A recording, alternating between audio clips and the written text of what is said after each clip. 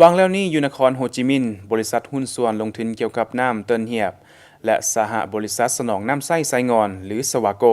ร่วมกันเซ็นสัญญาซื้อขายน้ำสะอาดเพื่อตอบสนองความเรียกร้องต้องการน้ำสะอาดให้ประชาชนในนครและตอบสนองความเรียกร้องต้องการพัฒนาพื้นฐานของลางประกอบส่วนพัฒนาเศรษฐกิจสังคม Nước có tầm quan trọng đặc biệt đối với đời sống con người, đặc biệt là trong thời đại hiện nay. ก่อนหน้านั้นคณะกรรมการประชาชนนครโฮจิมินห์ได้อนุญาตให้สหบริษัทบริการน้ำไซงอนรวมถึงกับบริษัทหุ้นส่วนลงทุนโค้งลางเทคนิคหรือ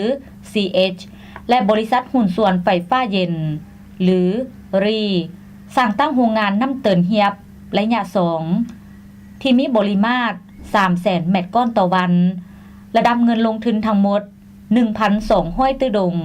จากแหล่งทุนหมุนเวียนและทุนกู้ยืมจากธนาคารเวียดตินแบงก์ประธานสวาโกให้ฮู้ว่าการสนองน้ำให้นครโฮจิมินห์ปริมาตรน้ำทั้งหมดฮอดปี 2015 แม่น 2,840,000 เมตรก้อนต่อวันฮอดปี 2025 แม่นมีปริมาตร 3,570,000 เมตรก้อนต่อวันรับประกันถึงปี 2015 นครโฮจิมินห์จะสามารถบรรลุได้ห้อยส่วนห้อยสำหรับอัตราส่วนครอบครัวอยู่คงเขตเมืองเก่าที่จะได้ใช้น้ำสะอาดส่วนผู้ที่อยู่ตัวเมืองใหม่และคงเขตนอกเมืองแม่นได้นำใช้น้ำ98ส่วนห้อยสู่ส่วนฮอดปี